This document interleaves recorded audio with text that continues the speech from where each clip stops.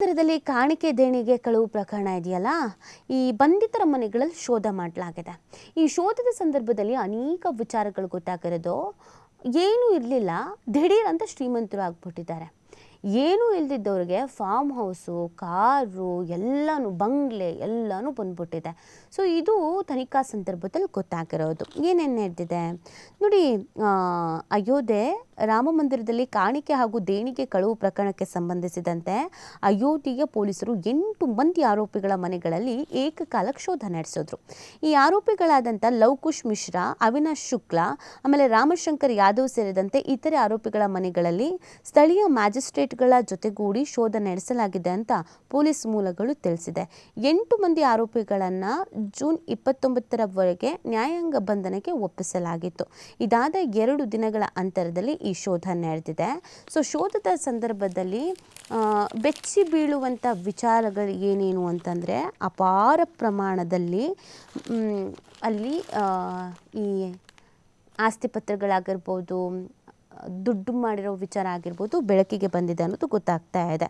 So ಆರೋಪಿಗಳಿಂದ ಇನ್ನಷ್ಟು ಮಾಹಿತಿ ಕಲೆ ಹಾಕೋಕೆ, ಆರೋಪಿಗಳ ಕಸ್ಟಡಿ ಅವಧಿಯನ್ನು ವಿಸ್ತರಿಸೋಕೆ ಸೋಮವಾರ ನ್ಯಾಯಾಲಯದ ಮುಂದೆ ಮನವಿ ಮಾಡಿದ ಪೊಲೀಸರು ಅವಿನಾಶ್ ಶುಕ್ಲಾ, ಆಮೇಲೆ ಅನುಕಲ್ಪ್ ಮಿಶ್ರಾ, ಲವಕುಶ್ ಮಿಶ್ರಾ, ಮನೀಶ್ ಕುಮಾರ್ ಯಾದವ್, ಕರ್ಣೇಶ್ ಪಾಂಡೆ, ರಾಮಶಂಕರ್ ಮಿಶ್ರಾ, ಶುಭಾಂಶು ಶ್ರೀವತ್ಸವ ಹಾಗೂ ರಾಮಶಂಕರ್ ಯಾದವ್ ಬಂಧಿತರು. ಆರೋಪಿಗಳೆಲ್ಲರೂ ದೇವಾಲಯಕ್ಕೆ ಬರ್ತಿದ್ದ ದೇಣಿಗೆಯನ್ನು ಲೆಕ್ಕ ಹಾಕುವ ಹಾಗೂ ಆಭರಣಗಳ ಮೇಲ್ವಿಚಾರಣೆಗೆ ಹೊಣೆಯನ್ನು ಹೊತ್ತಿದವರಾಗಿದ್ದರು ಅಂತ ಅಧಿಕಾರಿ ಒಬ್ಬರು ತಿಳಿಸಿದ್ದಾರೆ. ಆರೋಪಿಗಳಿಂದ ಇದುವರೆಗೂ ವಿದೇಶಿ ಕರೆನ್ಸಿ ಸೇರಿದಂತೆ 80 ಲಕ್ಷ ನಗದನ್ನು ವಶಪಡಿಸಿಕೊಳ್ಳಲಾಗಿದೆ. BNSನ ವಿವಿಧ ಸೆಕ್ಷನ್ಗಳ ಅಡಿಯಲ್ಲಿ ಪ್ರಕರಣವನ್ನು ಕೂಡ ದಾಖಲು ಮಾಡಲಾಗಿದೆ. ಇನ್ನು ಇದೇ ವಿಚಾರಕ್ಕೆ ಸಂಬಂಧಪಟ್ಟಂತೆಗೆ ಸುಪ್ರೀಂ ನೇತೃತ್ವದಲ್ಲಿ ತನಿಖೆ ಆಗಲಿ ಅಂತ ಹೇಳ್ತಾ ಇರೋದು.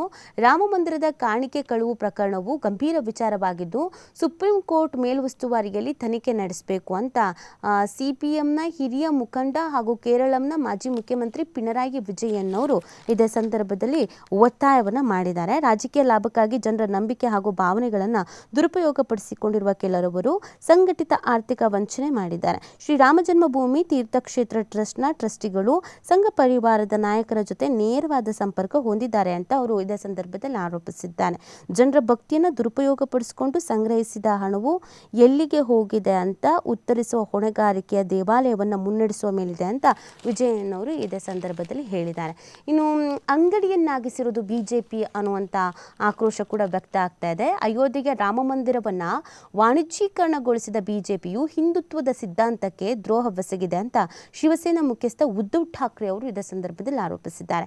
ರಾಮ ಮಂದಿರವು ಹಿಂದೂಗಳ ಪಾಲಿಗೆ ಸ್ಫೂರ್ತಿಯ ಮೂಲವಾಗಿತ್ತು, ಯಾವ ಕಾರಣಕ್ಕಾಗಿ ವಾಣಿಜ್ಯೀಕರಣಗೊಳಿಸಲಾಯಿತು ಅಂತ ಇದೇ ಸಂದರ್ಭದಲ್ಲಿ ಪ್ರಶ್ನೆಯನ್ನು ಕೂಡ ಮಾಡಲಾಗಿದೆ.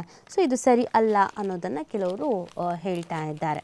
ಸೊ ಈ ವಿಚಾರಕ್ಕೆ ಸಂಬಂಧಪಟ್ಟಂತೆ ಸೂಕ್ತ ರೀತಿಯಾದಂಥ ತನಿಖೆ ಆಗಲಿ ಅನ್ನೋದನ್ನು ಎಲ್ಲರೂ ಕೂಡ ಹೇಳ್ತಾ ಇರುವಂಥದ್ದು.